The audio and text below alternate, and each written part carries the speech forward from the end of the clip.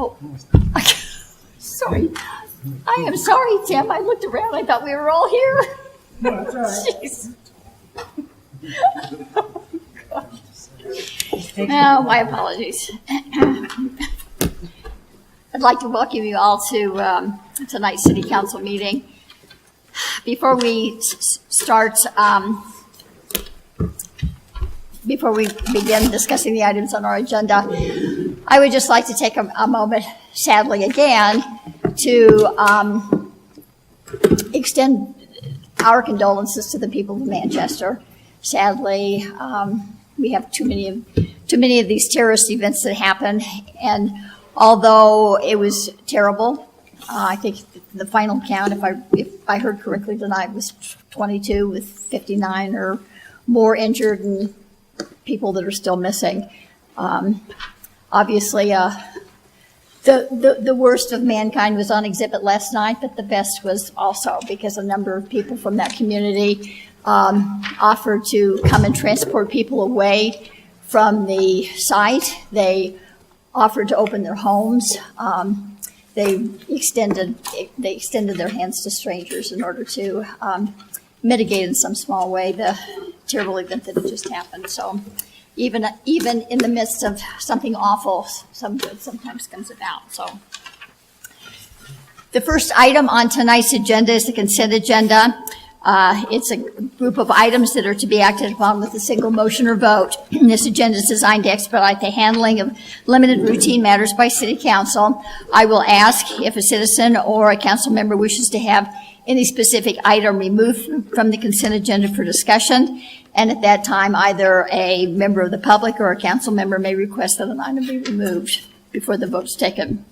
The items on tonight's consent agenda are approval of the workshop, the work session and regular meeting minutes of May the 9th, 2017, approval of expenditure vouchers of May the 23rd, 2017, approval of a renewal hotel and restaurant liquor license for Stonefish Sushi, approval of a renewal hotel and restaurant liquor license for Tequilas, approval of a renewal hotel and restaurant liquor license for Thai Cortez, and the approval of two special events permits for Cortez Area Chamber of Commerce.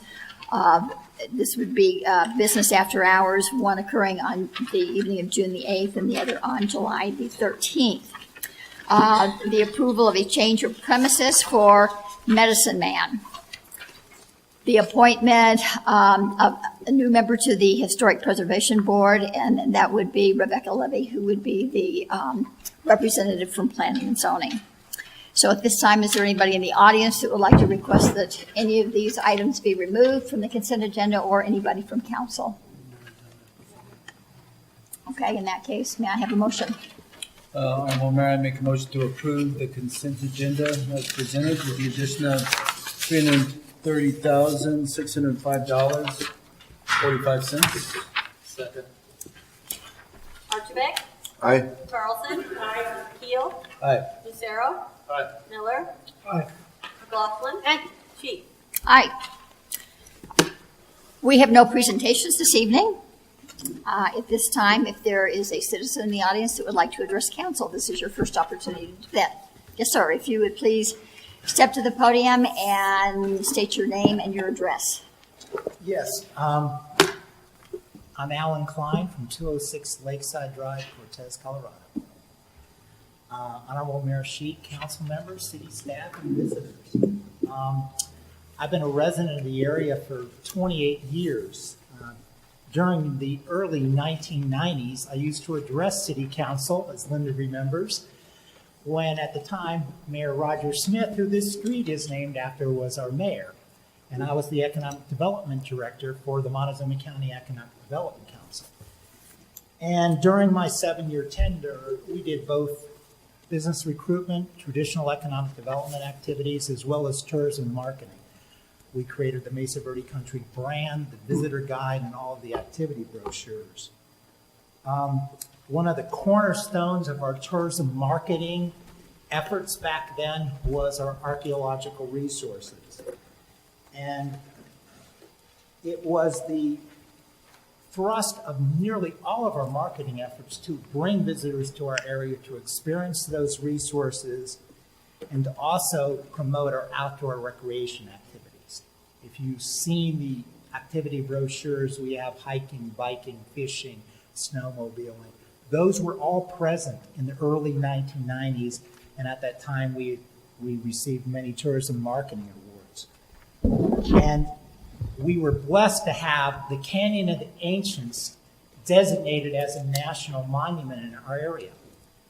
And now that potential monument is being considered for possible removal, and the Secretary of Interior and President Trump have gone out of their ways to seek public input on that. And at what I understand the last council meeting, there was no formal stand in support of Canyon of the Ancients National Monument. And I was dismayed and disappointed that council was not willing to take proactive action to voice their support for that monument's designation. In fact, your silence was deafening. And the good news is you have a chance to speak out and go formally on record to do so. And I would encourage you to do that. On Saturday, I enjoyed a splendid hike in the area, and it was full of mountain bikers and hikers, and I even hiked for a long portion on the horse trail there, and I was marveling at the beauty of your area and saying, I don't want that federal designation and that federal protection and the attraction of that resource to disappear. And so it's important and incumbent, I think, upon City Council not to be on the sidelines, but in the middle of the action. And to that extent, in front of you is a sample resolution which I prepared, and I'll pass out to the public. I'm going to go through it real quickly, and then I'll be quiet. Whereas Canyon of the Ancient National Monument attracts approximately 30,000 visitors per year, and these visitors inject significant dollars into our local economy. And with the multiplier effect, these positive economic impacts are significant, including benefiting the city of Cortez directly with increased sales tax receipts.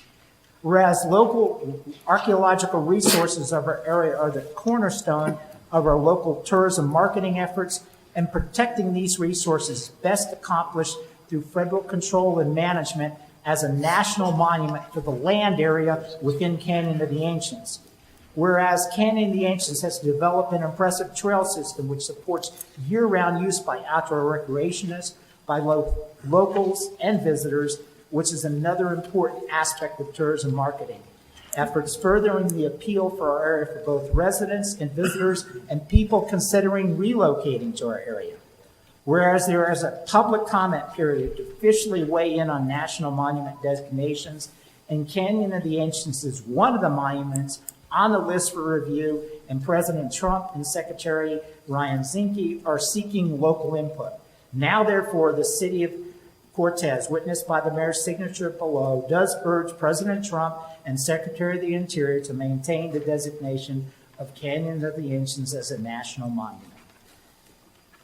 It is not prudent to wait until we lose that designation. That's like waiting as a tenant for the notice of eviction in order to talk to the landlord.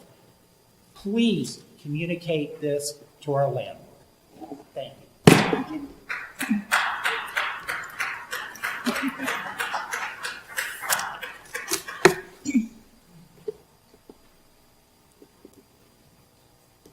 Good evening, I'm Reed Ruger. I live at 340 East Montezuma Avenue here in Cortez. I was at the work session a couple of weeks ago, and came away with the feeling that a number of counselors were feeling that it was not their place to comment during this period. So I went to the Department of Interior site and downloaded these. You can on each council, please. And it's directly from the secretary. And what he says is, I look forward to hearing from and engaging with local communities and stakeholders as this process continues. We all know he's engaged in southern Utah about the Bears Ears, but hasn't come here. So I assume he's not going to engage with us, but he is interested in hearing from us. Because down in item 5, he is particularly interested in hearing the concerns of state, tribal, and local governments affected by a designation. So I want to point out to you that it is very apt for the council to weigh in on this. One of the things that happened leading up to this review was that regional advisory committees to the BLM were suspended, and they were the other public advisories. So this really is going to be the only way for the public to weigh in. And specifically, the Secretary is asking for communities to weigh in on the economic impact and how having a monument as a neighbor affects them. So please, I ask you to do that and to weigh in. As Alan pointed out, there are any number of reasons why this is good for our community. And I would certainly hope, as representatives of our community, to realize this and speak forcefully to the Secretary in favor of Canyon of the Ancients National Monument. I should say I have a personal stake in this. On the site stored out in the monument, I get a lot of enjoyment from it. I think it's a real resource. When people I know come from out of state, I make sure they stay an extra day and go down there and explore it with me. So just anecdotally, I know it helps the local area. Thanks so much. Thank you. Thank you.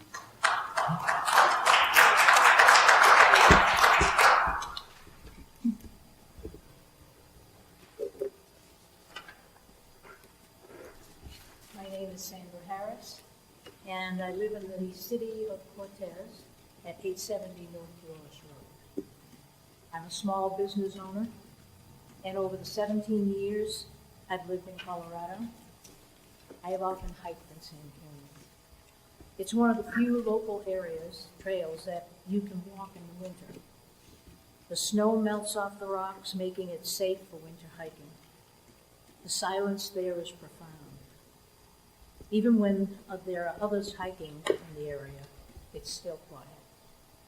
Native ruins are available to view, and with the canyon being under the management of the government, are at least minimally protected.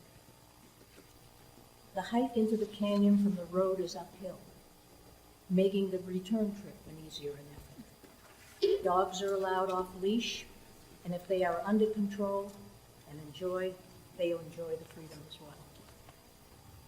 I co-own a small natural soap and skincare company here in Cortez, and I sell to local stores at Mesa, and we sell to Mesa Verde National Park, and we're also in local stores. We are known in Cortez, Telluride, Durango, and in northern New Mexico. We have used a picture of Sand Canyon as well as other points of interest on our soap labels, which make them a nice souvenir of Cortez. Many of our customers are from across the United States and around the world, and are taking our soap with memories of our town with them when they return home, hopefully to return soon. A considerable number of my customers are tourists who come here to hike the canyon and enjoy the many new restaurants that have opened in the last few years. Cortez is becoming known as a place to visit, hike, and then have a wonderful meal. Downtown is literally booming all summer and into the fall. This positively affects my small little business. Sand Canyon is a precious, valuable asset to Cortez, and I encourage each of you to support the writing of a letter to the Secretary of the Interior, Ryan Zink, favoring the continuation of our national monument. That support will benefit the town and its future. Thank you for your time and consideration.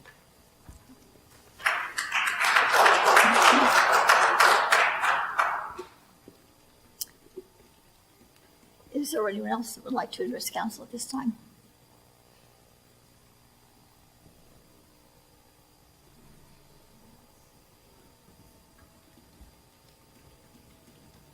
Greetings. This is the first time I've taken the opportunity to sit and look at the city council. I read the results of your meetings and so forth. I know some of you personally. My name is Barbara Stagg, and I have been a resident of the wonderful city of Cortez for 3 years now. I am here, and as my husband, also because of the Bears Ears area and because of the Canyon of the Ancients area. I am not alone. Your city is filled with people like me who have been coming here, spending their money here as tourists, in our case for 30 years, before we finally reached the point where we were prepared to move here and become citizens. We chose carefully to live in the city of Cortez because of you, because we felt that the city of Cortez was more forward-looking, was more aware of the economic and cultural impacts of the incredible treasure of land and cultural and natural resources that surround you. We are so fortunate to have these assets. And bear in mind, while we're just two people, multiply us by the property taxes we pay because we chose to live here because of these natural resources, because of the shopping that we do all the time here in Cortez, with rare exception, because we want our dollars to be spent locally and to support our wonderful local businesses. Multiply me and my husband by many, many other people who are still coming from far away. In our case, it was from Tennessee, and many others coming just as far or further, repeatedly and centering here in Cortez because of Canyons of the Ancients, because of Bears Ears, because of course, the La Platas and the Mesa Verde and some of the wonderful other resources. I think I can cut to the point, which is please be as forward-looking and as careful with what you pay attention to when it comes to your citizenry when you consider whether to support this national monument continuation. We cannot afford to sit on our hands and hope that nothing will happen in Washington. We also all know that a lot of things are happening and a lot more can happen. So it is in your hands, and we chose to live here because we wanted the future of the place we lived to be in your hands. Thank you.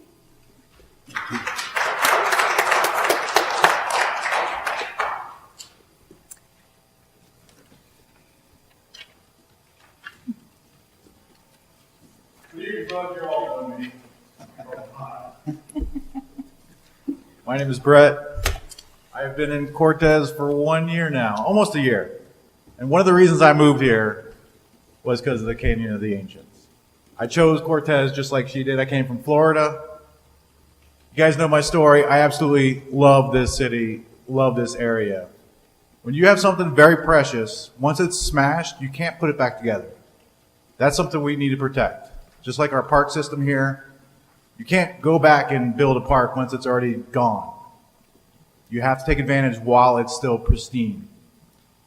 You guys really should consider it. I understand the economic impact of letting them drill everywhere, but you'll never get it back, ever get it back.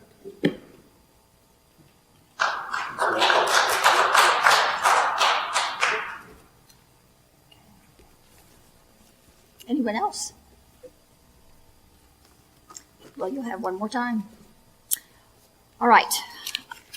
Then moving on to public hearings. We have a public hearing for new hotel and restaurant liquor license for New Mexico Restaurant. Roy, if you'd. solemnly swear or affirm that you will give water, the testimony that you will give to this council shall be the truth, the whole truth, and nothing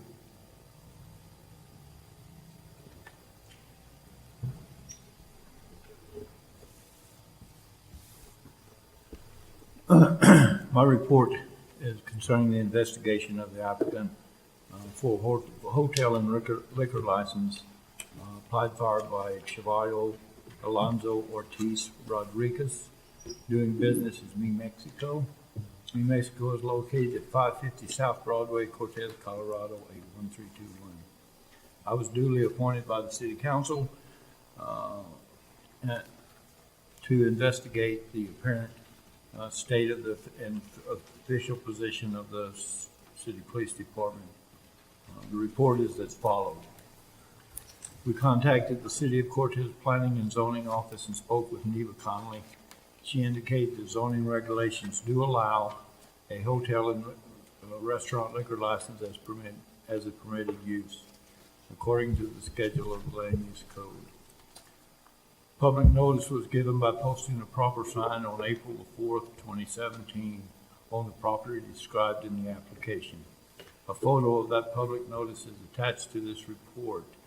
Required notices were published in the Journal of May the 9th, and there are no other businesses that have the same type of liquor license in the immediate area. A poll of the surrounding neighborhood and businesses within the neighborhood was taken to obtain an opinion on granting this license as applied for by the applicant. All persons contacted were advised of the time and the place and the hearing of this hearing and were asked, do you have an opinion on this license being granted? Following are the results of that poll. 57 were in favor of granting the license. 0 were against granting the license. 5 were neutral and did not wish to express an opinion. The location complies with the Colorado Liquor Code rules and regulations. The location does not create any known public safety or endangerment of public health. A copy of this report was delivered to the applicant on May 19, 2017. And the Cortez Police Department has no objection to the issuing of a liquor license for New Mexico. Okay, thank you. Mike, do you have anything? Chief, you have petitions that were collected by Renda, right? I do. And could we tender those to the clerk, please? To Linda? No, I was going to say you give them to Linda. That's right.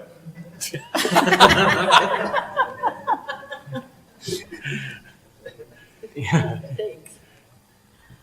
And there's a question I have. There was another set of petitions, the originals, and you received those? Yes. Okay. The applicant's here. Okay, that's who I was looking for. Okay. And sir, did you see these people all sign this? Yes, I did. And that's your signature down at the bottom. Could you walk these down to Linda, please? Thank you. You can make them into an airplane and fly them down there. He would like to take a moment and speak, if that's okay. Yes, absolutely. In fact, I was going to call you next.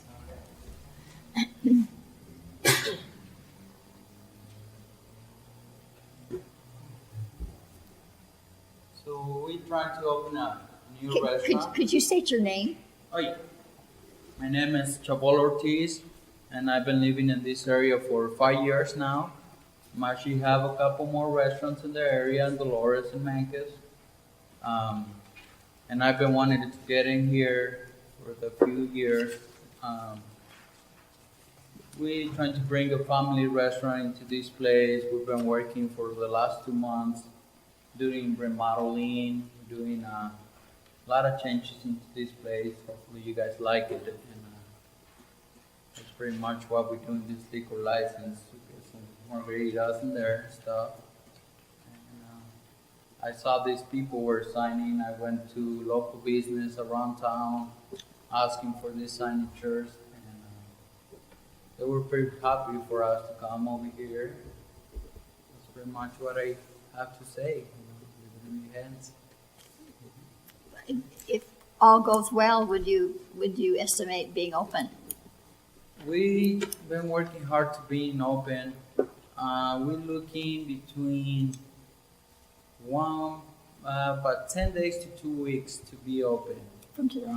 Like I say, we've been working for 2 months, and we've been working with Melissa at the health department and making progress in the building. So, yeah, hopefully in about 10 days we'll be open to serve everybody. Go from there. Okay, thank you. Thank you. Council, do you have any questions? Okay. Ma'am, there's just one thing. All the applications and documents appear to be in order and comply with the codes and the law. All right. At this time, I'd like to open it to public discussion. If there's anybody that would like to speak for or against the awarding of this liquor license, now's your chance. Seeing nobody's come forward, I close the public hearing, and at this point, if council doesn't have any further questions, may I have a motion? Madam Mayor, after considering the reasonable requirements of the neighborhood, the desires of the adult inhabitants, the necessity of any restrictions on the license, the good character of the applicants, and compliance with all the provisions of Title 12, Article 47, Colorado Revised Statutes, that council approve a new hotel and restaurant liquor license for Mi Mexico Restaurant Incorporated, DBA Mi Mexico, 550 South Broadway, Cortez. Second. Lucero. Aye. McLaughlin. Miller. Carlson. Keel. Aye. Archibald. Aye. Sheik. Aye, congratulations. We look forward to seeing you open.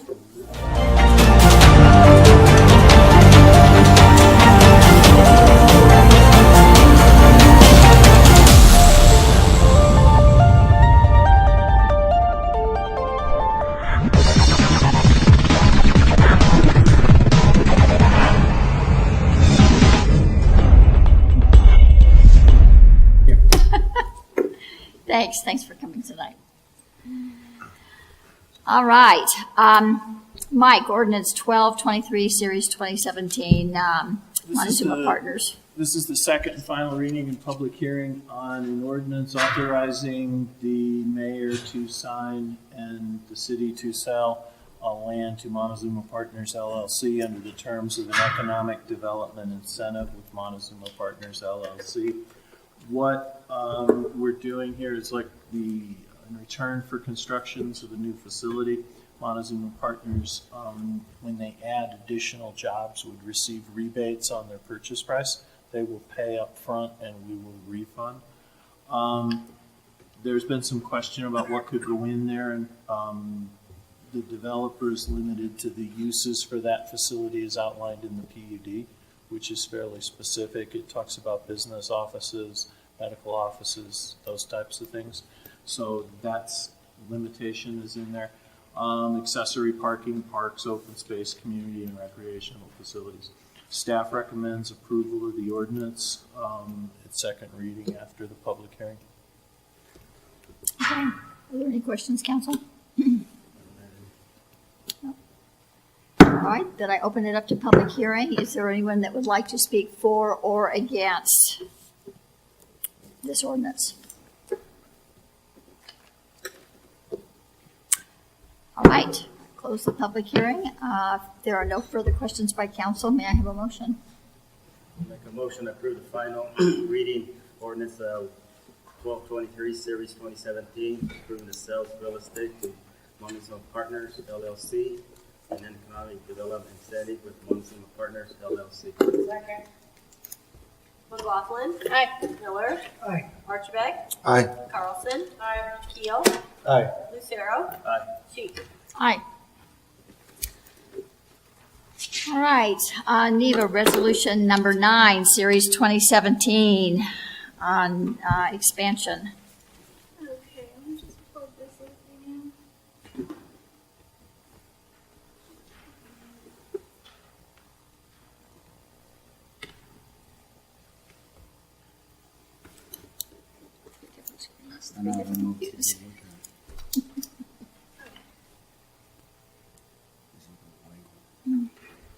The city of Cortez has received a site plan application from property owners Billy and Kathy Sanchez to construct an addition to a structure at 10194 Highway 491. Neva, could you speak up and speak a little more slowly? I'm having a hard time hearing you, understanding you. I can do that. The applicants proposed to add a 40 by 90 foot extension to an existing 40 by 70 foot metal structure. The building is intended to house a marijuana grow operation. There will not be public access or retail sales from the building. No signage is proposed for the expansion. The applicants expect 6 employees on site for the grow operation. The land use code requires 12 total spaces for the structure. However, the applicants have requested and were granted a special exception to allow for 10 spaces, including 1 ADA accessible space. The 6.7 acre property is commercially zoned and contains several existing buildings, including Herbal Alternatives at the north end of the property and Sanchez Excavation at the southeastern portion of the property. The building addition complies with the commercial zoning setbacks. The proposed facility is subject to all local and state marijuana licensing requirements. This process that we're going through today is strictly for site plan approval.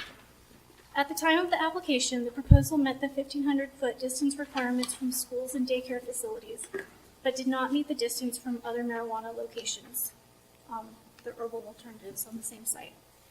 The distance requirement is measured as pedestrian walking distance, so the owners of Herbal Alternatives have proposed a locking gate to block the rear access to either site.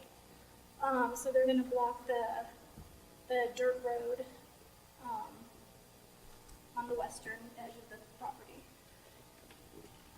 Both marijuana operations are otherwise inaccessible to pedestrians due to the steep terrain of the overall site. And so we assume they would stick to the road, Lebanon Road, which would exceed the 1,500-foot distance requirement. The proposal includes 960 square feet of landscaping, complying with the 10% landscaping requirement. The plan proposes shrubs, xeriscaping, and will use a drip irrigation to irrigate the plants. The proposal was sent out for agency review. According to Sam Proffer, our building official, several of the site's addresses may need to be updated for 911 emergency purposes. Kyle Schreckenbach with the sanitation district did have some concerns with the sewer connection needing to cross a small tributary. The applicants have been in discussion with the sanitation districts, and it will be the applicant's responsibility to comply with any state and federal regulations concerning the crossing. Staff has reviewed the land use code site plan criteria and believes that all the requirements can be met with the proposal.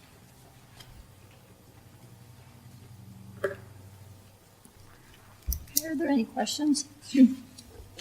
Doug Roth found that it met all the distance requirements, correct? He did. Is there any security concerns?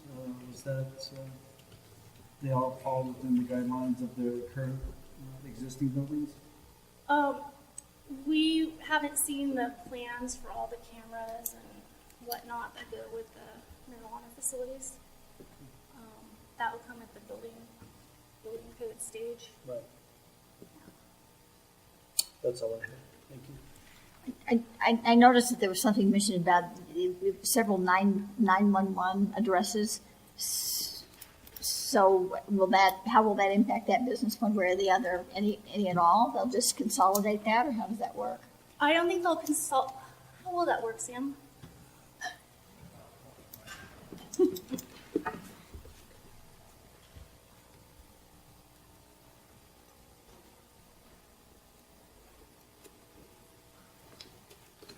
Evening, Council. Sam Proffer, Director of Planning and Building.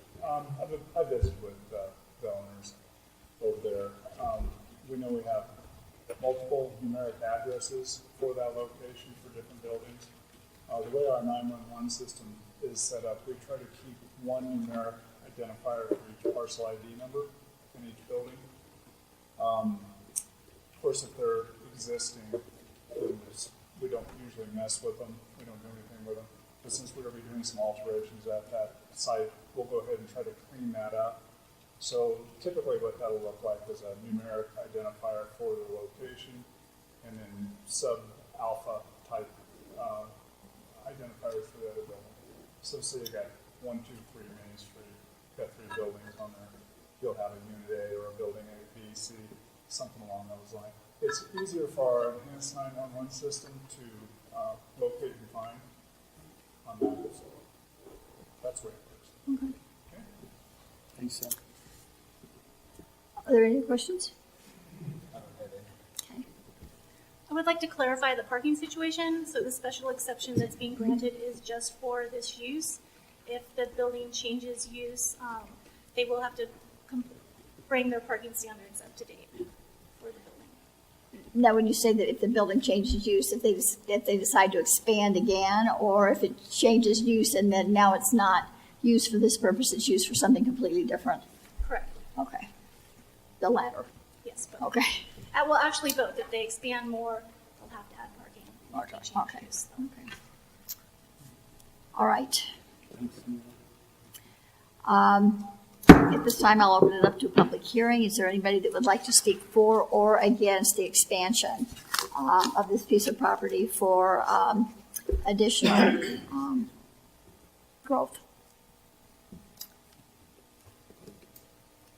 Seeing nobody come forward, I close the public hearing. At this point, if there's no further discussion, could I have a motion, please?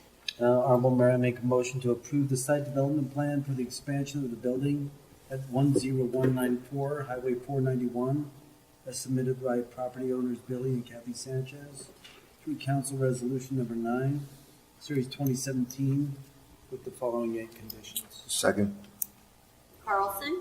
Aye. Miller. Aye. Archibald. Aye. McLaughlin. Aye. Lucero. Aye. Keel. Aye. Sheik. Aye. Okay. Congratulations. All right, we have no unfinished business, so moving on to new business, Resolution 10, Series 2017, amended plat at the Industrial Park. Neva. All right. So Phil Johnson, our Director of Public Works, representing the City of Cortez, has applied for a plat amendment to adjust the boundary between 2 city-owned lots in the industrial park. The proposed plat amendment will incorporate 2.51 acres of the unplatted Four Corners material annexation into Lot 1 of the Cortez Industrial Park, also known as the Service Center at 110 West Progress Circle. Currently, Lot 1 is 5.7 acres. The lot adjustment will bring the total size to 8.21 acres. The unplatted annexation lot is 18 acres and will be reduced to 15.5 acres. The proposed plat amendment does not create any lots less than the minimum of 10,000 square feet in the industrial zone. The request was sent out for agency review and there were no issues raised during the comment period. Staff believes the amended plat is in keeping with the land use code requirements and recommends approval. All right. Are there any questions? The existing structures on that property won't come into play with these amendments, will they? No, there is one existing structure north of where the amendment is coming in, but that's its own separate lot. Thank you. Just one more question on that. Okay. Anybody else? All right. May I have a motion, please? I make a motion to approve the resolution number 10, series 2017, with 2 conditions: approve the amendment plat of lot 1, first amendment plat of Cortez Industrial Park, and a portion of the Four Corners material annexation to the city. I second. Miller. Aye. Archibald. Aye. Keel. Aye. Lucero. Aye. McLaughlin. Aye. Carlson. Aye. Sheik. Aye. All right, the contract extension for Phase 2 of the Rec Center HVAC design project. Dean. Good evening, Madam Mayor and City Council members. On February 14, City Council engaged Phase 1 of the Rec Center HVAC analysis with ME&E Engineering with the option for them to proceed with Phase 2 of the project. On May 9th, City Council work session, City Council agreed with M.E.N.E. Engineering, continuing with Phase 2 of the project of engineering, design, and construction administration. This change order will address the additional time to adequately cover the construction period needed to complete the project and additional fees. M.E.N.E. Engineering has been given the option to proceed with Phase 2, which means the term of the contract will need to be extended to include the construction period to end December 31st, 2017. Refer to Section 6 of the M.E.N.E. Engineering contract. This will also be a change in the compensation for Phase 2 of the project to include an additional fee of 5% of the cost of the project, totaling $69,800. Refer to Section 4 of the M.E.N.E. Engineering contract. Council, are there any questions? Yeah, I would say that what he's referring to actually wasn't attached, so that's a table setting for council. We took the option of not doing the entire contract for you because, I mean, my God. But if you had a question about what he was referring to, it's actually the professional service agreement is a table setting. Is it usual to do these in 2 phases or 3 phases? Well, I just I don't know. We had done Phase 1 to just see, just kind of preliminary engineering. Did we have any issues there? Replace it? That's right. Okay. And so that just kind of triggered the Phase 2. Okay. So yeah, I would say it's pretty common to do the initial to see, kind of take a look under the hood and see if you have any issues. But clearly we have plenty of issues at the rest of Yeah, that was my only question. All right. Any other questions, comments? May I have a motion? Anybody? I make a motion to approve an extension of the contract through December 31st, 2017 with M.E.N.E. Engineering to complete Phase 2 for the Rec Center HVAC design project with the additional compensation of $69,800. A second. McLaughlin. Aye. Archibald. Aye. Miller. Aye. Keel. Aye. Lucero. Aye. Carlson. Aye. Sheik.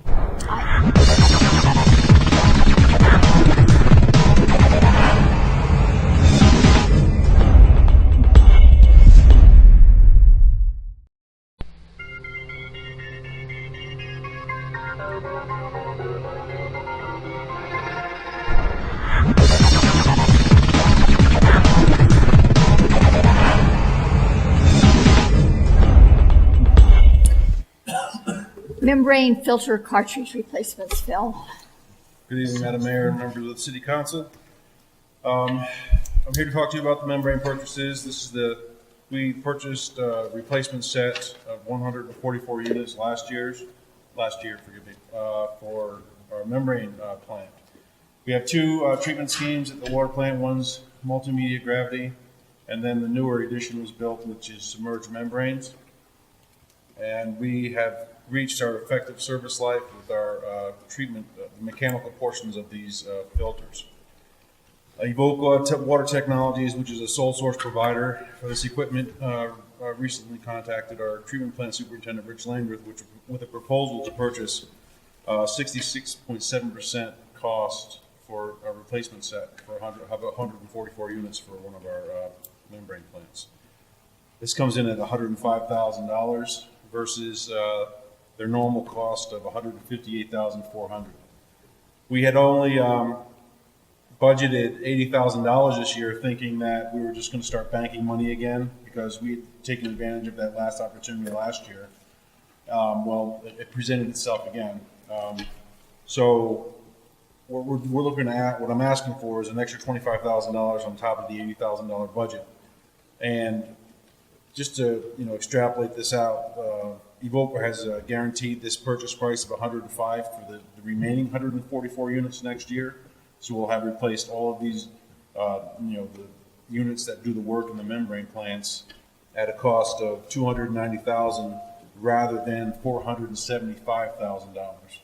So it's really money well spent. We're going to get a 10-year effective service life out of all of our units. They're going to come out and reprogram our membrane unit treatment process because these are the next generation with smaller pores. And I just think it's it's going to benefit our treatment scheme and keep us in compliance with health department regulations and keep making good water for Cortez. So what I'm asking is to the council to allow us to purchase an extra 144 cartridges from Evoqua Water Technologies at the discounted rate of $105,536. Are there any questions, council?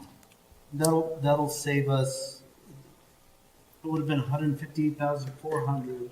Well, over the purchase of replacing all three plants, we're doing that. I'll be asking for you to approve a budget next year for the same amounts.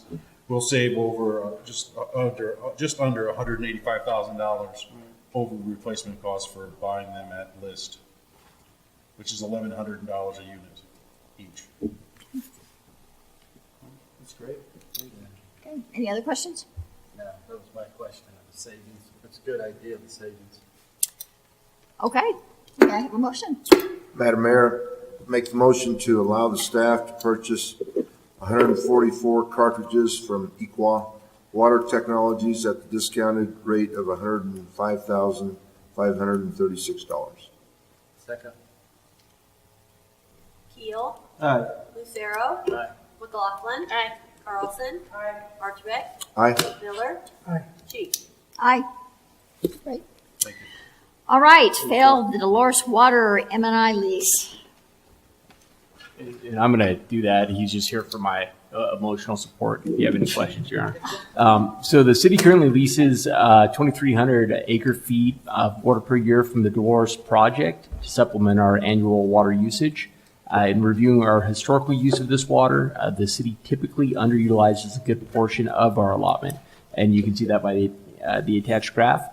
We were approached by the Dolores Water Conservancy District with the idea of leasing them a portion of our unused M&I allotment. They would use that as they have a list of agricultural users that typically need more water for irrigation. By entering into this agreement, we're giving DWCD permission to lease up to 1,000 acre feet of water, but there's no guarantee that they would do so. So it would just really be just kind of the fall conditions, the water conditions, and whether or not they had any irrigators that needed it. Under this framework, our contract would be directly with Dolores Water, and they would work with the end user on collections, distribution, on everything. The attached agreement is just for 1 year. If it works as intended, staff would bring back a similar agreement next year, with the only change possibly being a longer duration. If everybody thought it worked pretty well, and maybe if we just had a cost, an inflation factor in there that we were comfortable with. And then Dolores Water is solely responsible for payment to the city. From a water usage standpoint, staff is very comfortable with our ability to lease this water out and meet all of our water needs for the year. The 1,300 acre feet that would remain represents a significant buffer above what we're anticipating actually using in 2017. And then from a fiscal standpoint, they're offering $32.08 per acre foot. And so if the full 1,000 acre feet was leased out, it would be unanticipated revenue to the water fund of $32,080, which would just about cover Phil's overage on his water membranes you just purchased. Oh, then we resend that extra money. Yeah, that money's already coming back. Already coming back, Phil. Good job. So staff recommends the council make a motion to move forward with this 1 year agreement with M&I. I'm just curious, this $32.08 that we're charging, then will Dolores Water add on a processing fee or something? This seems like it would be cheap for water. Is that cheap or not? That's a lot of water. It's per acre foot. It's a lot less than we pay for, but we're buying M&I water, and M&I water, because it's you don't really get a call on it. It doesn't get rationed. It's a lot more guaranteed, so we pay premium for it. So I don't know how much we're paying per acre foot, but we're selling it at a much discounted rate. It's around $106. Yeah, 106. It's usually $106. Well, that's what we're paying. Oh, that's for. what we're paying. So, gosh, I would think people would be but it's lining part up of to our get this. project water, and so we just have it there. I mean, it's there for us and for our users, but it's a lot more expensive. So, do you know if Dolores Water has another markup? I mean, you think they'd have? There could be a fee associated with it, depending on where it's sent. If it's going to go through the high tunnel, there might be a maintenance cost per acre foot, a small portion of it, and it depends on how they dispense it and the overhead for that pipeline or ditch. Mm-hmm. It's a good deal. It's a good deal for somebody. All right, questions, council? Yeah, how do they, just out of my curiosity, if they use a portion of that, or let's say it does come to fruition and they use a portion of it, Phil, who monitors their usage? Like, how do we monitor how much they actually use? Well, DWCD will. They have an entire staff of engineers and ditch riders and Now- monitor. Okay, and my other question would be if this does, if they do end up using some of our water and it seems to be a good deal, would there be any benefit to us having a lease that is longer than a year with them? Well, it would be, I think it's going to depend on every year, the irrigators aren't going to know how much more they would want. And so I think from our standpoint, even if our agreement with DWCD went longer and we said we're willing to lease out 1,000 acre feet every year for the next 3 years, if you gave us an inflationary payback on that, 1 year may be the Mountain Ute tribe that wants it. The next year we may have somebody down in the Yellow Jacket area that wants it. And so I don't think that they're going to guarantee it because, again, DWCD just says we'll have it in the portfolio. We know our irrigators, if people need water, we'll try to allot it out, but there could be other users like us. There could be other project water customers that say, we've got a couple 100 acre feet to lease out. So, and I don't know if they're going to lot out, let's just say there was another 1,000 acre feet. I don't know if, Rancher Tim Miller wants it, if they're giving up half of Tim's and half of ours to meet their allotment. I would think they may even do that. So we may even get some kind of percentage allotments going out. So. Cool. Thanks. All right. We have a motion. Madam Mayor, I'd make a motion to authorize the city manager to execute a 1-year lease of M&I Water from the city of Cortez to the Dolores Water Conservancy District for supplemental irrigation use. Second.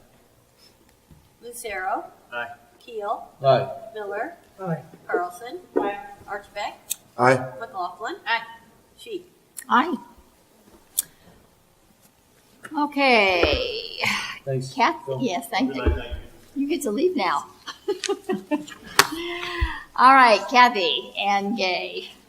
Good evening, Madam Self-insured. Mayor. And don't you just love this table? I mean, they just show up, right? I just look over and Kate and Kathy are there. It's like a magic trick. It's just like magic.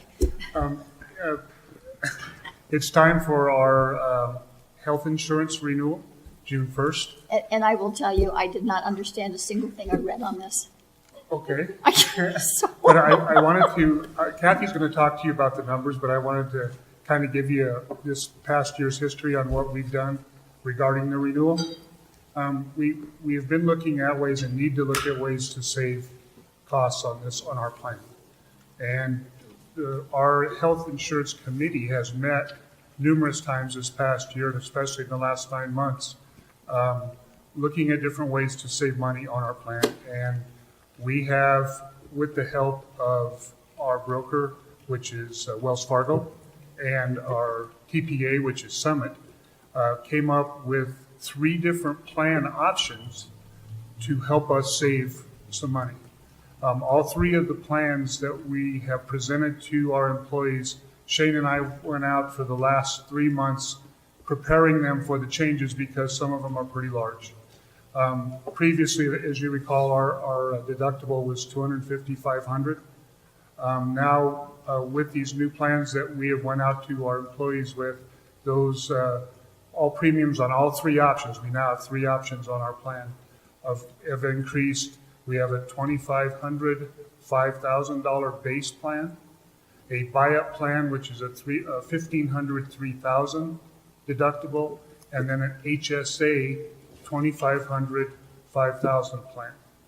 And with these 3 options, the employees have, they can choose which one that they would like and which best suits them. And they need to let us know as soon as possible so we can get this renewal done by June 1. We're in that process right now. It's open enrollment right now, and we're receiving that the applications back from our employees as to what plan they want. And also part of this, I think, is really important for you to understand. A lot of our cost is generated by claims, and last year we had some extremely high claims. In fact, so high, when we went out for stop loss bid or reinsurance bid, the only one that would give us a bid was the one who insured us last year. Nobody else would do it because of our high claims that we had. So, And yeah, I think it's important for council to understand, this isn't, the 400 or so people on the plan. We're talking about 6, 7, 8 people, 6, 7, 8 claims. So it's not like we have a lot of use for everybody. It's just we had some really extraordinary things happen. And that's why you have medical insurance, right? You have something go on. And so we just had a few different catastrophic events, and there were people we insure, and they're spouses of people that work for us, or children of people that work for us, or in a couple cases people that work for us. But so it was a bad year. it was, and with that, we're hoping to save money because in some cases, some of those high claimants are no longer working for us, so we're hoping to save money there.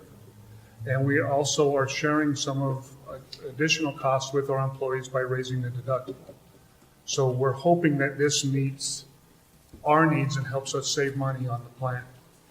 And this year's renewal, I'll let Kathy talk to you about the numbers, but this year's renewal, to be able to afford it, and it was over 25% increase. If we didn't, we insure, or we have a specific liability on every employee and dependent on our plan. We used to have a $60,000 specific liability. To get our renewal in where we could afford it this year, we had to go to a $100,000 specific liability on our plan. We can go backwards if our plan starts doing better, but right now we had to look at going up with our specific liability to $100,000. Have you gone back to look at the statistics in the past? Are you saying that each year you're getting more claims or more expense for people that have catastrophic illnesses, and that just seems to increase every year, or is it really bad one year and then the next year it drops? It has been increasingly. It's been bad for the last 4 years, 5 years. We've had some really the cost of healthcare has gone up for one. Oh, yeah. Yeah, well, we've had 1 or 2 years where we saw a decline. Mm-hmm. But we have had, I think when I started, what I understood the trend was you have one bad year and a couple good years, and that's kind of how it was. And then we had our bad year, and then we had another bad year, and I think we've had 3 in a row. We've had 3. Yeah, and so it's just been, we haven't really had the down cycle. Now, one thing that should help offset that though too is the higher deductible, because our exposure is not as great because we're putting that burden more on the employee. So that will offset some of that before it hits a stop loss of 60,000. Does that make sense? Could we see an increase in that deductible if, let's say, we see this trend continue for the next couple of years? If we continue to have these years that might not be the worst, but they're worse than what we're used to, or that are our averages, and we see just this picking up. What we've communicated to the employees, because this is, it's I think a $250, $500 plan is just unheard of. I mean, it's really a great plan. And so, we really, I think, kind of pulled the Band-Aid and gone to a really, not a ridiculous deductible, but much higher, about 10 times what they've had. And so I think overall, they've understood. I wouldn't say anybody loves the idea, but I think everybody understands that this is an expensive plan for the city and we need to get it under control. But what we try to communicate is the next step, if we can't get these costs under control, the next step isn't the deductible side. I think the next step is really looking at the plans and what we cover. And that's a harder thing, because one thing that I have been happy to say is, look, you're going to still have the same choice in healthcare. We're still covering all the same things. So in the end, your health plan is going to be the same. You just need to participate more. But honestly, I think that if we can't kind of address some of the hemorrhaging here and how much money we're spending, I don't know how we're going to do this other than looking at that plan. But I would also say that, we've done a lot of things that aren't being shared with council just because it's not really germane to what you're voting on. But, we changed, we had this company called Hines that they really are supposed to look at our high claims and make sure we're getting charged appropriately. We switched to another company we thought was going to be a lot more proactive in challenging high claims. And a lot more proactive with employees as well that are going through expensive processes, just as far as contacting them and letting them know, look, here's an alternative. You don't necessarily need to do this. So I feel like we're really trying to hit this thing on all ends. We've also, through Wells Fargo, contacted our local providers like the hospital district to see if we could get bigger plan discounts. So when our employees go there, automatically we pay less than we were. So we're really attacking this on all ends because I wanted employees to understand that as well. We're not just saying our costs are going up, you need to pay more. I think the message is more our costs are going up and we're not going to leave any stone unturned. We're really trying to hit this plan, the cost everywhere. So did I hear you say that there's something in place that, let's say you have an employee who has cancer and they rack up tremendous bills. Is there somebody that looks at those bills to make sure that those charges are in fact? That's right. Okay, and that's done on, is there a particular monetary point at which that kicks in? I'm assuming it's not done for every single claim. That's right. I think it's just our larger claims, Okay. Where they do that and they get paid by, basically Do you they get get a percentage of what they save? That's right. And is it, if we negotiated that, if we set on that, is that 15%, 20%? It's right at 15. Yeah. And- So, and then that's also negotiable if it's if it's a bigger one, their percentage goes down. Correct. So, for example, if we received a bill for $200,000 from the hospital and they looked over the bill and were able to negotiate that down to $125,000, they would get a percentage out of that 75. Okay. So it's always found money to us because it's always a savings that they negotiate after the fact. And they only get paid on what they negotiate down That's to. right. Right, That's right. So if it doesn't change, then it's Correct. nothing out of pocket for us. And so will you just refresh my memory what the deductible's going to be now? And that's in addition to co-pays. I'm assuming there are co-pays. Right. So the co-pays have gone up so many, and so there's 3 different plans, and so it depends on which plan you're on. So the base plan is $2,500, $5,000. Is that 2,500 That's single individual. or 5,000 for a No, family? that's 2,500 individual, 5,000 family. Okay, okay. And then the buy-up plan. So the buy-up plan means that you have to pay more each paycheck to be on that plan. But you have a lower. But then you're 1,500, 3,000, 1,500 individual, 3,000. And then the HSA, remind me, Gabe, what those deductibles? 2,500, 5,000. Yeah, so they're 25.5. Shane, how will this affect your ability to recruit new employees in the future? For example, your low-end wage earners. When they come in, they're making not a lot. Now, how is this going to affect our ability to recruit those employees when they see this? Right. That's a good question, Councilman. I think that certainly the benefits the city has in our health insurance plan is a big recruitment tool, and we do tout that a lot. But I think that what we've worked hard to do is to make sure that this plan still remains really a very good plan. It's not, that 250, 500, but that's, I don't know any other organization that's still on that.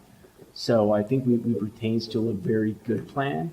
But yeah, we do need to watch that because I think that that was part of the pushback when we started talking about this is a lot of people do look at the health insurance as part of their compensation package and the right to do that.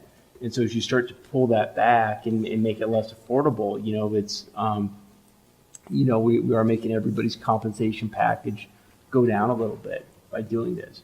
But I also think that it's the responsible thing for the city to do to try to get this plan under control. vision and dental included in this? No. No, okay. We'll just have to Drugs. revisit it next year to see if that stop loss number will change, maybe go back down to. Correct. I think there's something I failed to tell you too, and I think it's very important for you to know. When we did this, we did raise the deductibles, but we tried and we encouraged Wells Fargo to try to keep us about the same premiums that's coming out of the employees' checks. And I think you have it on your Yeah, for the paperwork basic plan, we did yeah, that for the base plan. We tried to keep those numbers, other than asking the employees to contribute a little bit now, which they never had before. I think it's $20 premium for just the employee on 2 of our plans, and on the buy-up, it's $50 a paycheck. So, but we did try to keep that cost to the employees about the same. So right now, if you're a single or if you have a family, it's gonna cost you $100 a month off your check Right. on the base plan? Right, and that's what you're paying right now. So right now, we're paying, I think, 102, so it came in, it's the same, it's actually gone down by a couple dollars. And so if you just wanted to do the base plan, it's not gonna impact you, week to week. It'll impact you though, if you actually start utilizing medical coverage, you'll have more of a share. I thought it was interesting, if I understood correctly, that the spouse plus one was more than double what just the single I would have thought it would have been a little lesser or just double. But it seemed, if I read that correctly, Employee plus spouse, you were saying, yeah. on the buy-up plan? Well, it's on whatever the one is in the first row, the 1512.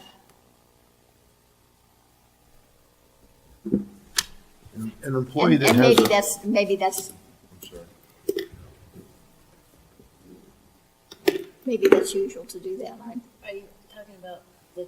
an employee that has a family Well, yeah, and they yeah. have kids, Is that always the way it is? you have like a 3 and 5, is that what you said on that base plan? 3 and 5, or what was that, 3,000 individual, 5,000 family? 25.5. 25.5? On the When they HSA, go to the doctor, what are they paying for a doctor visit if they get sick? Is okay, that, on the base plan, yeah, we used to pay $25 for a doctor visit, or $20, it's now, on the renewal, we did bump up the co-pays to $25. It went up $5 to $10 on, if you go to a specialist, it went up $10, went from 30 before to 40 now. And then on the buy-up plan, your co-pays remain the same that we have right now. $20 for a primary care physician, $30 for a specialist, and $30 for urgent care, and that's a copay. And then pharmaceutical also is going up a little And bit. right? pharmaceuticals stayed the same. So do practically all the doctors in town take this plan? Absolutely, yes, we have a really good plan, and all the doctors accept it. yes. Okay. Let me ask you one more question. Do insurance companies ever have any type of sliding scale to incentivize healthy employees? Meaning, if an employee just simply doesn't feel like they need all that insurance, do you ever see those types of insurance, or the ability to get that type of insurance through these companies where they have a larger sliding scale than what they offer us now? I haven't seen it. I have not. It probably wouldn't behoove them because they Right. lose money. I've seen employers that do incentivize like wellness programs. Yeah, That's kinda what you're we've talking about. done that, but I meant just as far as the insurance is concerned. You know what I mean? Like, No I'm healthy, I don't kickbacks. have, an employee has no dependents, they're healthy, I want to pay, I want a huge deductible because I don't plan on using it. Would that behoove an insurance company to ever do something like that? Well- Or have you seen them? I have not seen them do that. Well, we are offering an HSA, so that is you can contribute to an HSA prior to paying tax on it. It's tax free to contribute. The city's also offering to incentivize people to go to this plan. We're actually going to match the first $250 that they put in, so they get a little bit of a seed in their HSA.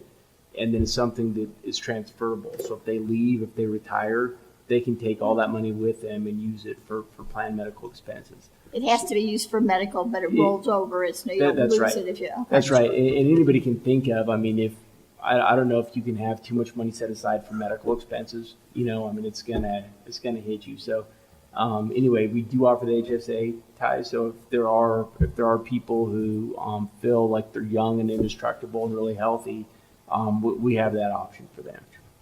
Thank you. Thanks. Okay.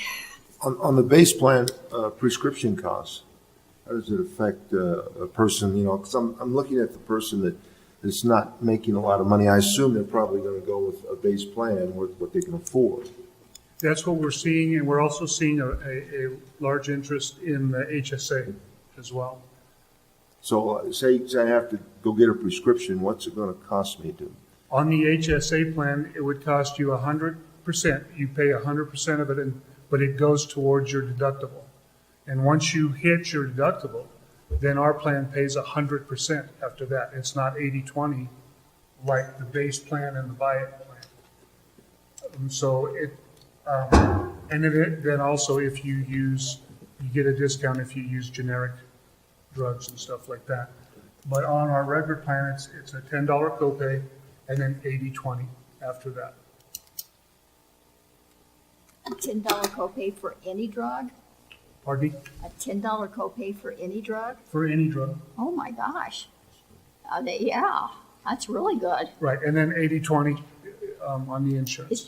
Now, so we're not talking just in generics, we're talking about if I have to have a cancer drug, for example, that's $100,000 a year, it Yep. pays. Yes, and then that's where our Wow. case management company comes in, and they'll actually negotiate, if it's very expensive medication, they'll negotiate directly with the company. manufacturer and get us better rates. Wow, that's good. Okay. Any other questions? This is really a depressing topic. Okay. So we are voting to say yes, or? I think Kathy probably wants to give you the numbers. I think you have them in front of you, but Kathy may want to talk to you about the cost. I just thought I wanted to show you the proposed renewal costs by our actual from last year on our budget and our revised. You'll notice that according to this, our current year and our quoted costs, our admin fees, actually, there was a 20% decrease in those. And there was a 13% increase in what they estimate the maximum claims to be versus what the current year is. And so we're seeing a 7% overall increase. The revenue is a little hard to figure at this point because our revenue for employee is going to be based on what plan they decide they want. And so there's going to be some variables there in that. And until we get that, that's not a real solid figure on the front. I was real conservative and sort of kept it that most people would go with the base plan. That's, I thought that was probably the best thing to do at this point. You will see that because of our high claims last year, we began the year in 2016 with $500,000, and we ended up with about $30,000. Under this new proposed plan, and like I say, it's very new. This is new for all of us. Obviously, if a person goes to the doctor with a higher deductible, we're going to pay less out of our pocket. We're going to also get more in premiums if they choose other than the base plan.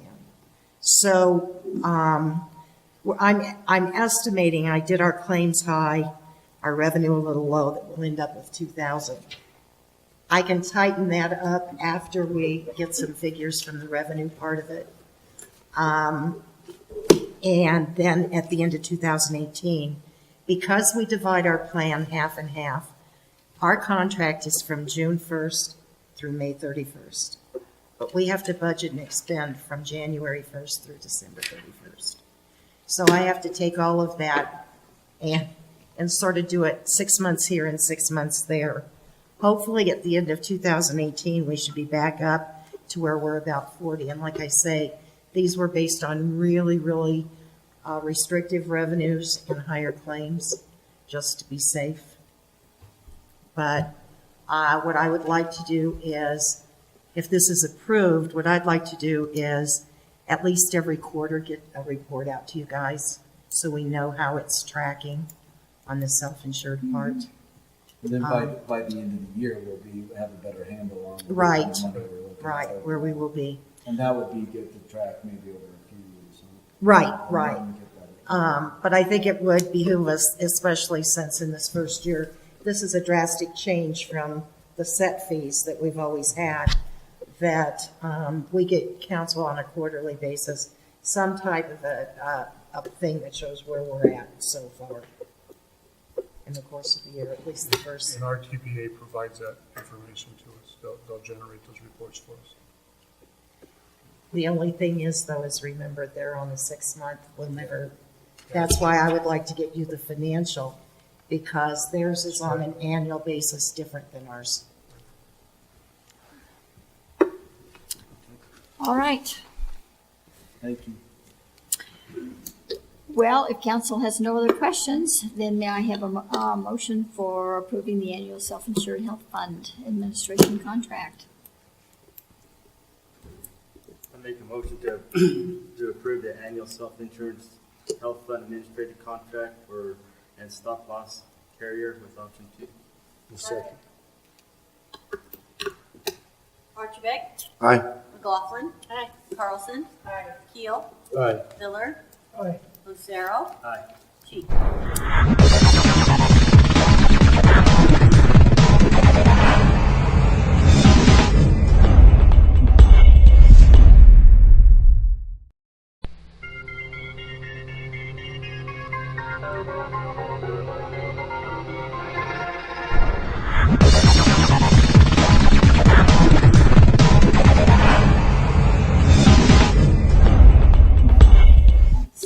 Thank you. I now understand what you were talking about.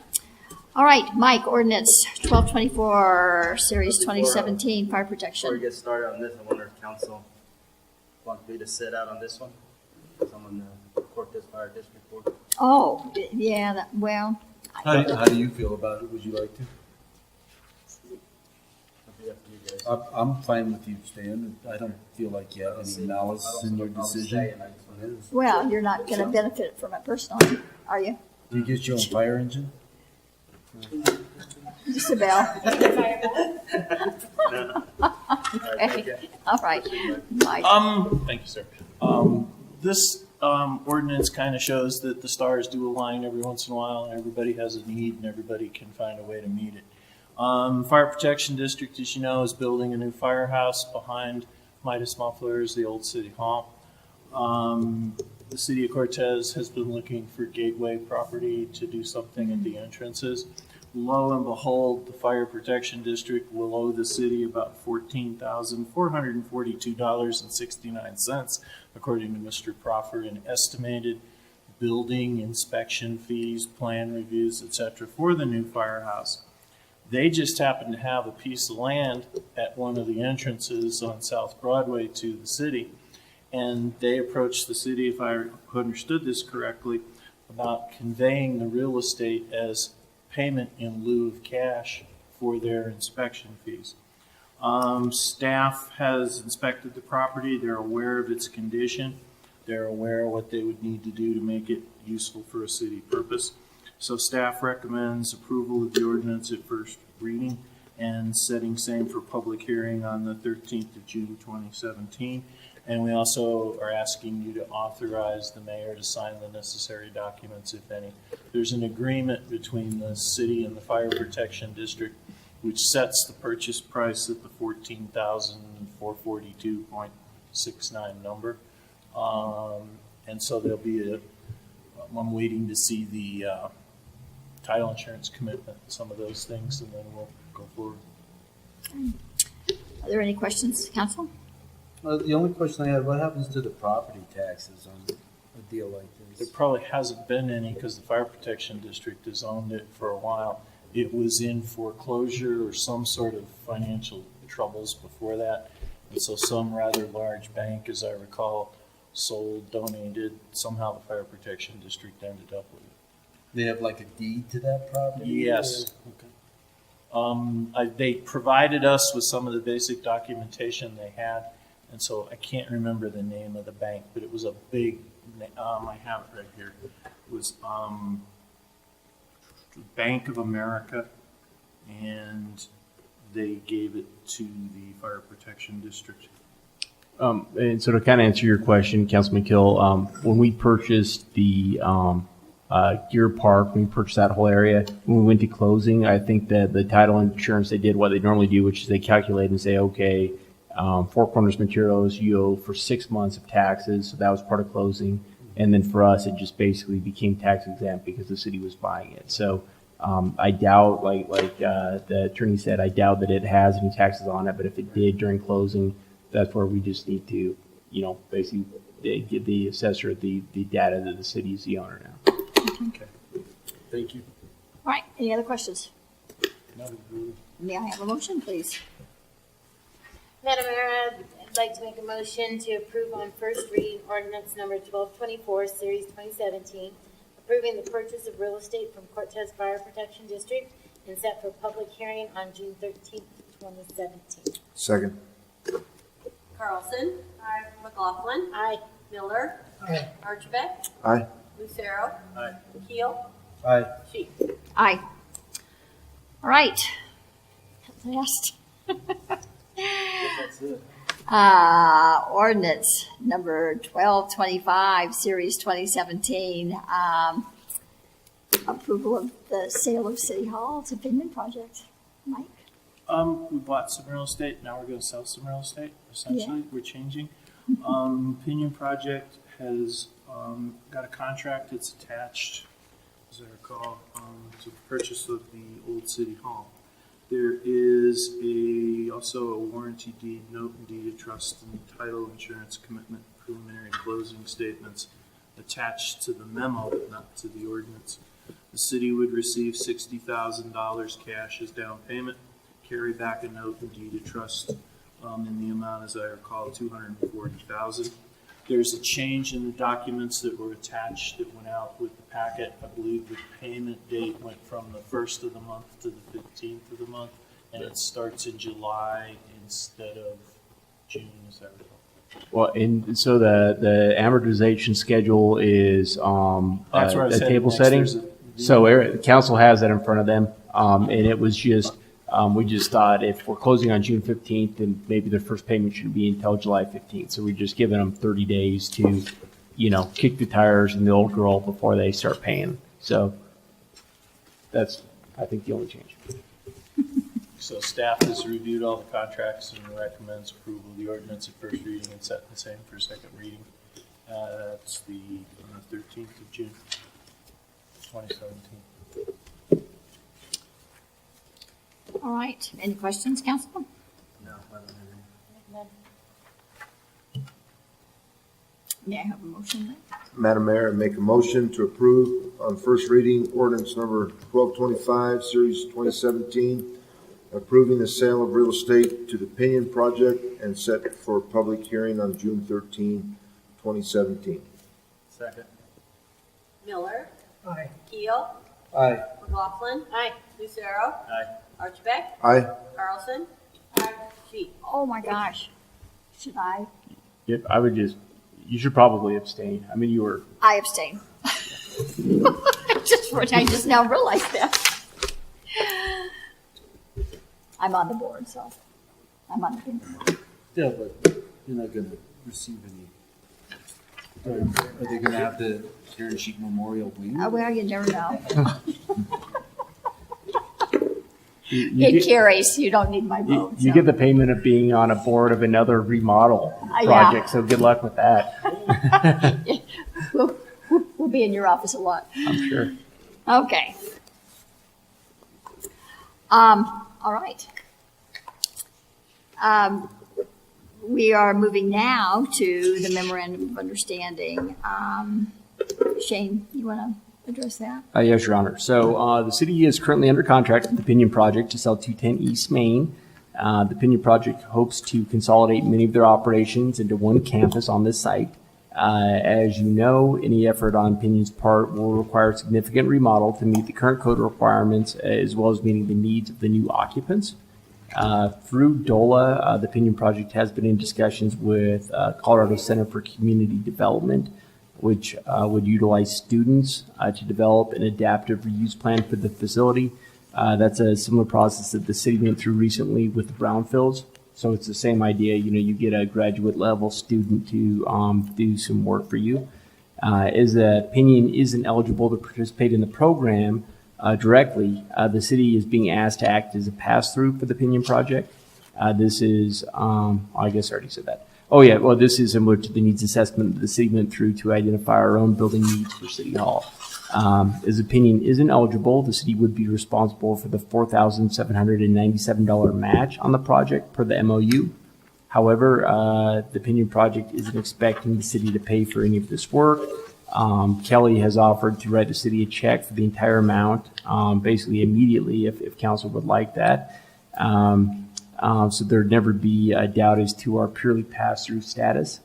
And then I would just say, I mentioned the note, I think even if they weren't purchasing City Hall from the city, I think if the Pinion project were going through this process in a different building, we'd still be talking about it because they do a lot of good work in the city, and it's really, we've acted as a pass-through for a lot of nonprofits before, including the Pinion project. So I think that this is really right in line. And so it's almost the fact that they're buying our building is almost an afterthought to, I think, the bigger idea, which is just supporting them.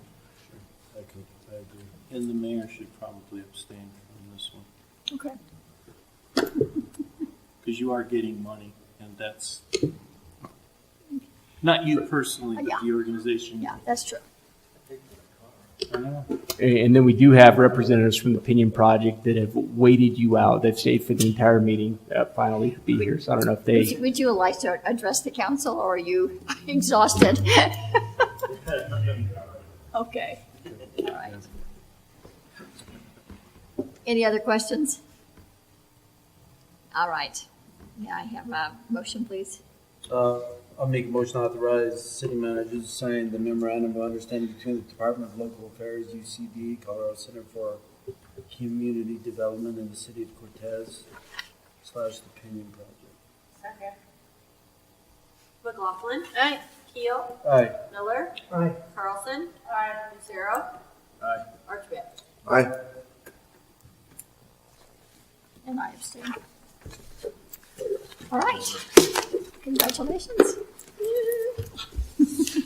Now the fun begins, huh? Pinion will be having a big sale at City Market every weekend for the next 20 years. Make sure you get all keys from Orly. I still have my key. Okay. Well, congratulations. It would be nice to. Congratulations. It's nice that the city can hand over the building to you, and I think it'll be great for Pinion. It would certainly increase your presence in the community, so, and give you more space. So. All right. Moving on, a letter of support for low-income housing tax credit. Shane. Thank you, Your Honor. The city has been reapproached by the Treadstone Group. You'll remember they purchased the Valley Sun Village property last year with plans to redevelop. They requested another letter of support to present to CHAFA. So we sent a letter of support last year for this and for the Calkins property, and neither property received tax credit. So they're going back at it, and I understand that Terry Willer has advised them that they're going to actually stand back this year and not compete. And so, hopefully we do get funded for this, because this is providing assistance to low-income seniors. So Valley Sun Village meets a credible need in the city. They provide low-income housing to senior citizens. The rehab of this property is a good project because it, really reinvests in an older-looking property. According to the principal, they plan to spend $51,500 per unit plus contingency, so that they're estimating $56,650 per unit. Each unit would get a new appliances, new flooring, new kitchen cabinets, new windows and roofing, new siding, and new painting on the interior and exterior, new fencing, community room and laundry room upgrades, new signage, new exterior gazebos, and landscaping. Anyway, it'd be quite comprehensive. So staff recommends that council move to authorize the mayor to sign a letter of support. Ms. Carlson stepped out because she has, she represents one of the parties. And so Oh, okay. She didn't feel it was, she's not blowing you off. She didn't feel it was appropriate to vote on. Yeah, I don't remember the last council conflict. Every item tonight, we've had something, right? It's been. Right? You just have council members that are engaged in lots of things. Well, I've been by the property before, and I drove by again this afternoon, and to me, the fact that they're willing to come in and pour that much money, it's really a tired looking. It definitely needs a little bit of a facelift, and I think it'll add a lot to that neighborhood. Yeah, so. Nope, sounds good. Okay, then may I have a motion? Make motion to authorize the mayor to sign a letter of support for the Treadstone Group doing business as Valley Sun Partners to receive low-income housing tax credits and redeveloping Valley Sun Zone. Second. Keel. Aye. Archibald. Aye. Lucero. Aye. Miller. Aye. McLaughlin. Aye. Sheep. Aye. Great. All right, we have no draft ordinances. So, get Jill back in. Oh, where'd she go? She was, yeah, she just said she was.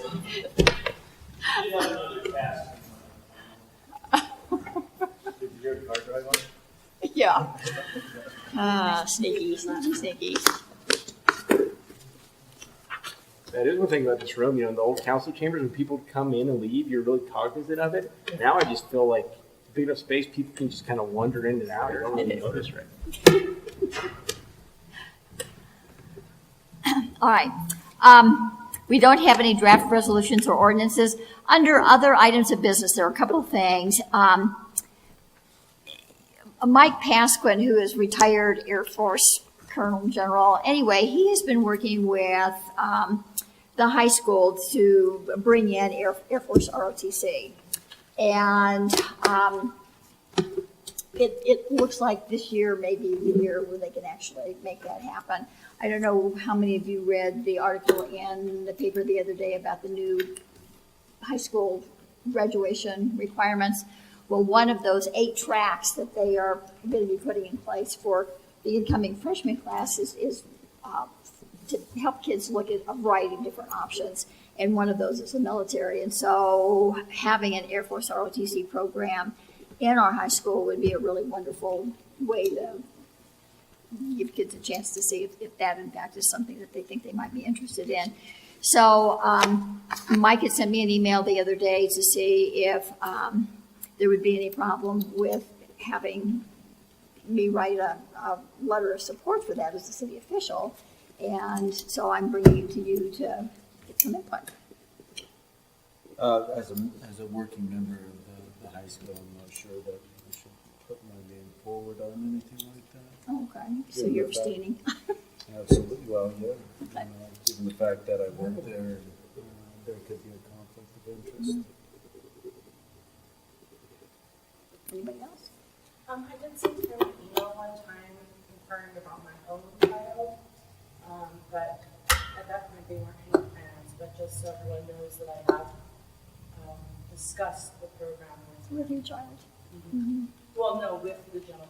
Oh, with Mike? Yeah, I Yes. sent him an email. Yeah. I've corresponded by email probably a year ago, somewhere around that point. Okay. I do know that they were talking that they would need numbers upwards of 90 to 100 students for it to be successful. And I'm not sure if they ran those numbers.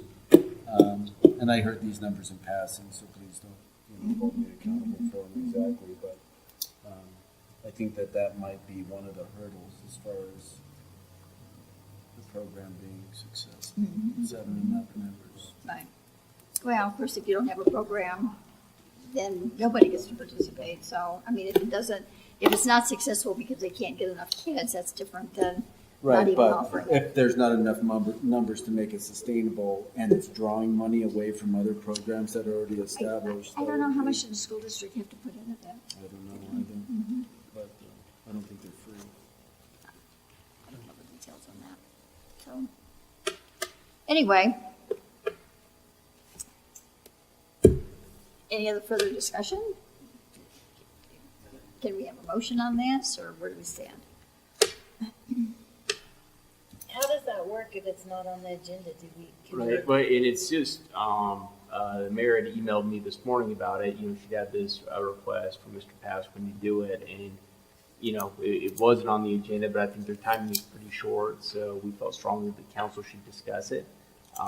You know, I think that I don't even know if we should do a motion, I think council should just discuss it right now, if you're okay with her sending a letter on city letterhead saying that the city supports it, then let her know if you, and we could copy it as an FYI. If council objects to that and really doesn't want city letterhead to be used, I think it's just, I don't know if you have a different feel for it, Mike. I do feel a little bit weird having to vote on something that's not actually on the agenda, but. I think, you look at what sometimes we do at workshops, we get guidance from council there. I'd look at this as the same thing. So if you're nodding your head, the mayor can get she's got an idea. And if you're going like this, then she's got an idea. I think if the mayor wants to write a letter, that's great, but any council members that choose to have their names attached to it should contact her individually. You know what I mean? That way that takes out the whole recusal thing, you know. Yeah, but I think they're just gonna say that the council.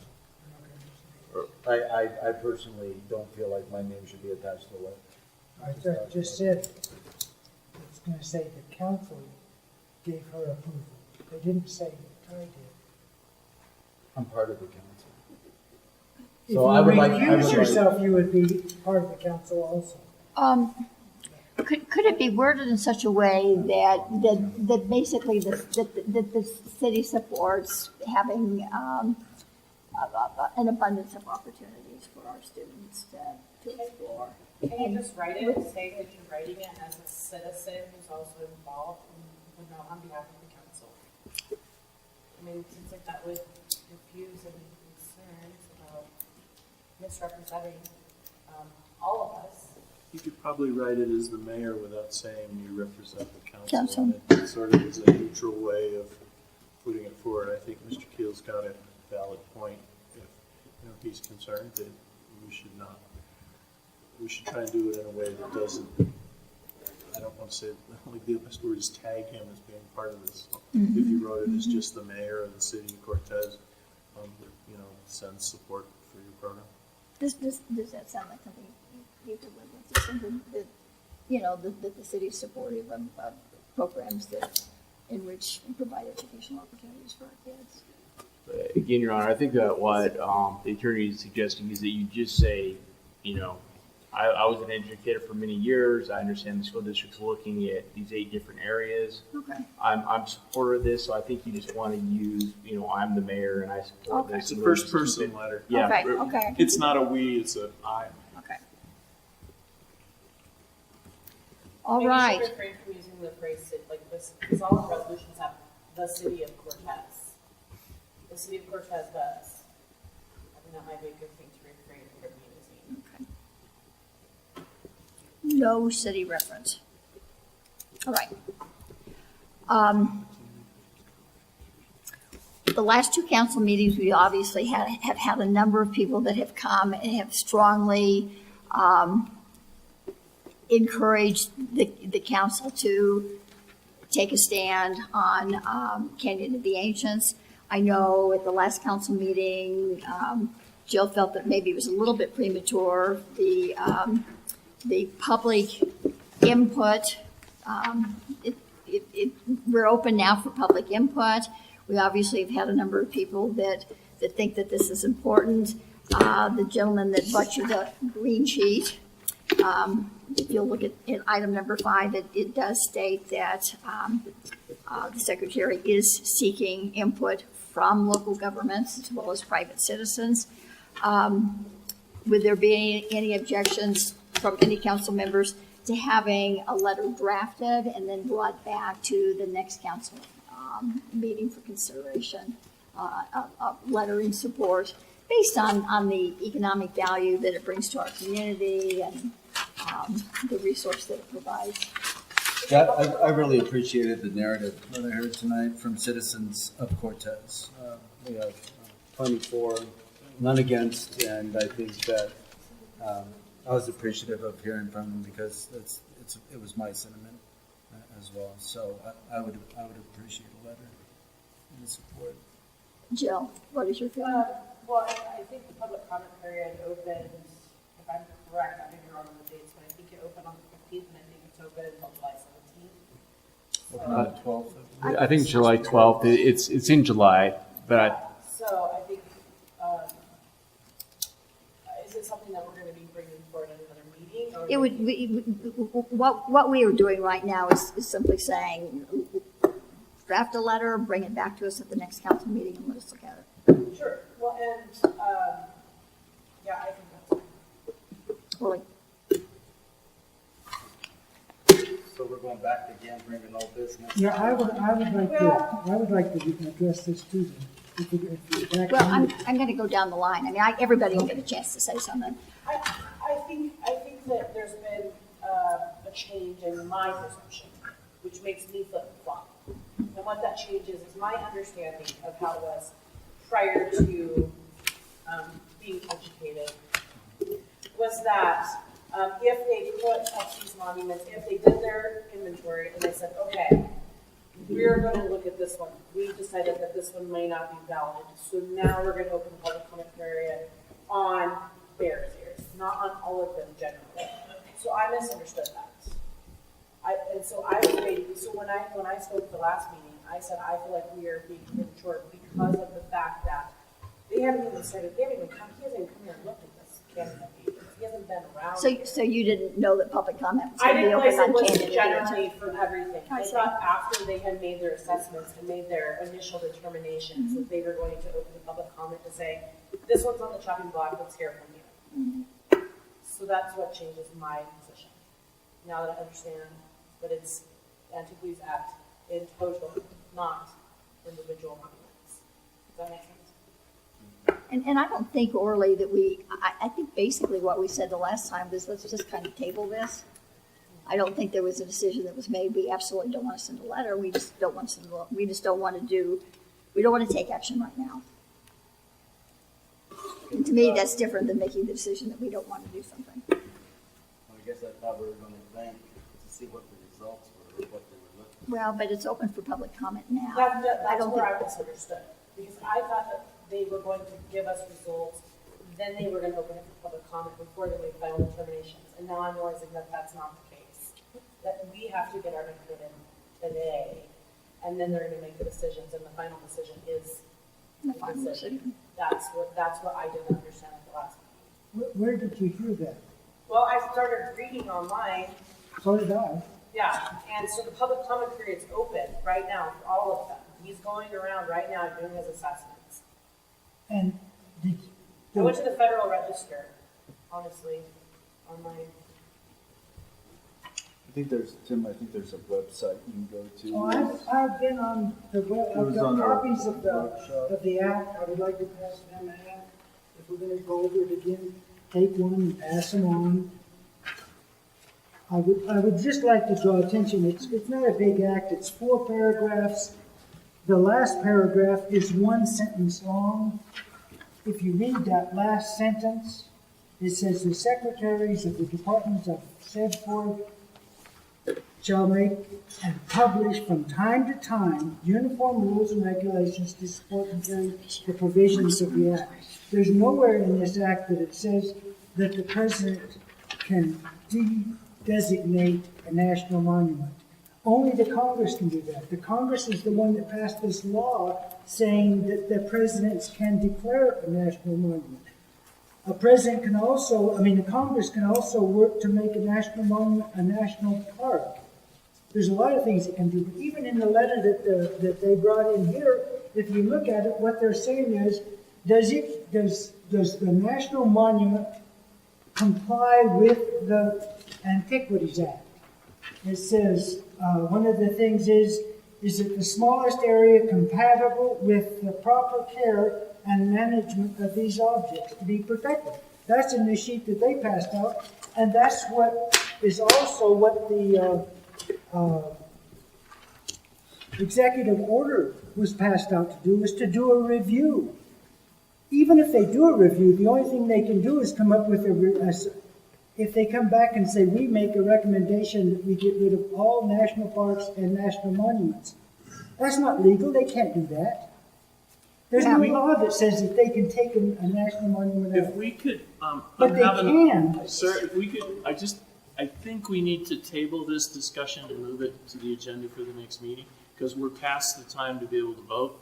I think what would be appropriate is if you be able to make this an action item, we could amend the agenda, I suppose, tonight and put it on, but put it on the next meeting's agenda, then the council can vote on what to do. I don't think anybody's asking for a vote. We don't have to vote. No, we're not asking Well, for a vote. but I think you're trying to make a decision here about what to do with this letter, and I'm seeing it getting to, No, I think that the question is whether or not they should consider a letter. I don't think it's voting up or down on anything. I think I'm not saying, well, okay, I think council just discussing on whether or not it's appropriate for them to write a letter. Let me say this, I think we should write a letter saying that we favor all national parks, we favor all government things, that everything is just wonderful. Nobody's saying that they're going to get rid of a national monument, but we do like it. We're happy with the Mesa Verde. We really think it's wonderful. We think it's positive for the community. I don't think Mesa Verde's on Because that's a national park, but you can make a national monument into a national park, and it's controlled by the same government, and it's the same budget for maintaining it. But I'm just saying, I'm in favor of all these things. But what I'm not in favor of is when they come up with something that is part of the law, saying that they're going to review something, everybody says, well, that must mean they're definitely trying to get rid of it. I think we should write a letter saying that we don't want President Trump to make the Grand Canyon a landfill. Now, he's not proposing The it, Grand but Canyon's he's not- not proposing shutting any of these monuments down. They are proposing, they are proposing reviewing with consideration to take further action, and all I'm Okay, suggesting at this so point is if that. they take further action to review whether or not an area is the smallest area compatible with the proper care and management of the objects of this protection. So if they review that, and there's a monument that there's a couple of acres that they went over, they're going to make a recommendation that those couple of acres be taken out. But they don't have it, there's nothing in this law, there's nothing in this code that gives them responsibility to kill it. You're not looking at the executive order, and I think that that's something that we need to be looking at as well. And so, well, and that's great, but if you see, when you look at it in subsection D of the executive order, actually, excuse me, section 2, subsection D, it specifically does not clarify what's going to happen after the review is done. And I think that's why everyone is concerned about it, because it could be on the chopping block. These things became national monuments during Bill Clinton's regime and beyond. And now there's a concern that they're going to be decertified. And I don't think that right now, at 9:20 at night, is, you know, I mean, that's I know we discussed all this before, but what the section 4 of this says that they can make and publish from time to time uniform rules and regulations. Doesn't that give them the authorization to review it? It doesn't give them an authorization We're to not asking announce for it. it not to be reviewed. We're asking for whatever the review results are to not be decertified. And you're asking that we say a letter saying that we don't want it closed down. And I nobody's. don't think I'm asking anything personally. We're, but yes. Yeah, I support the Canyon of the Ancients. I think it's wonderful. And I don't think that people should take pots and destroy them. well, I think all I'm proposing at this point is just to allow the city staff to sit down and draft a letter that states some of the reasons why we think having Canyon of the Ancients maintained is a good thing for our community and for the I larger agree it's a picture, good thing. and then we'll bring it back and we'll look at it. So are you amenable to doing that? I'm sorry, say that again. All I'm asking is for us to direct the staff to draft a letter that simply states what our support of this is not only is a wonderful natural resource, but because it brings in economic value into this community. And I agree. I am 100% favor. Shauna? You okay with that? Orly? Whatever. Okay, time. Whatever. Pam? Thank you. Okay. Shane? Please do that. All right.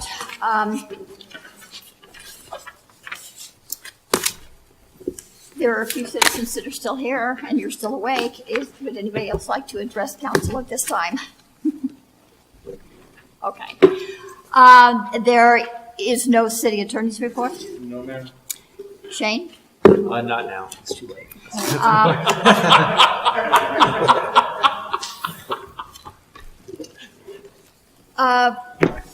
Board reports.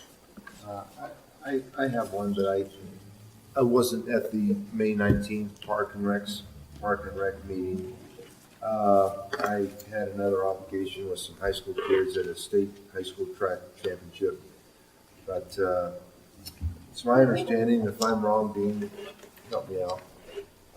In the meeting, what was covered was smoke and vapor-free parks initiative results, Arbor Day celebration, and kind of a summary and debriefing of that. Cortez BMX update. And the last thing that was discussed in the Park and Recs meeting was the Carpenter Natural Area usage discussion.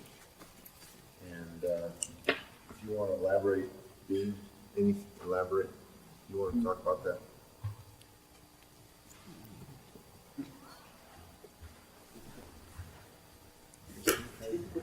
Yeah, we just had we had Mark Baxter from Cortez BMX presented in. Cortez BMX has been around for 12 years. They get 30 to 35 riders, anywhere from 3 to 60 plus years. So we just shared where they were at as an organization, and that they last year had 220 riders at the state qualifier. And so he did update too that Lance McGuire from Oregon, Eugene, Oregon, has built over 300 plus tracks around the nation and had moved the BMX track further to the east, which would allow possible a pump track, which is kind of a starter track in the future.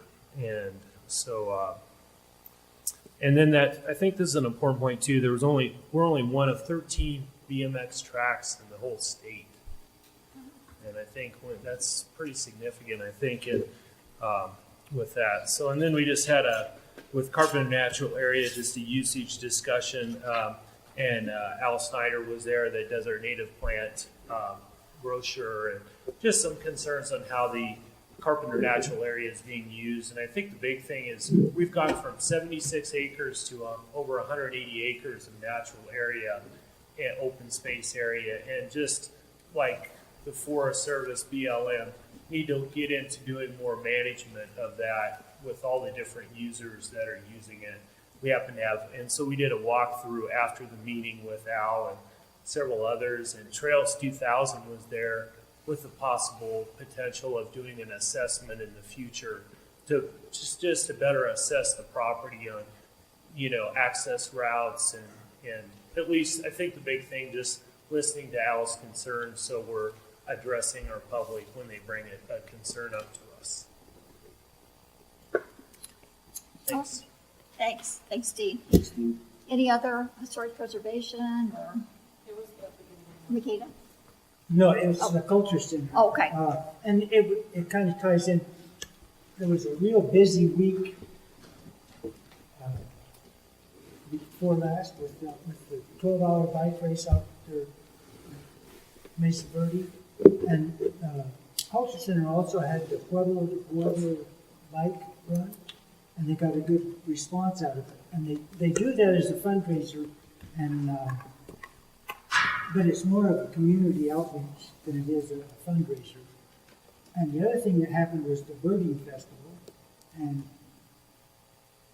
Tim and culture don't really go in the same sentence, but now that I'm on the board and I realize, what a big deal that birding festival is, and the expertise and talent that goes into putting it on, and it's just one of the many things that we've got around here.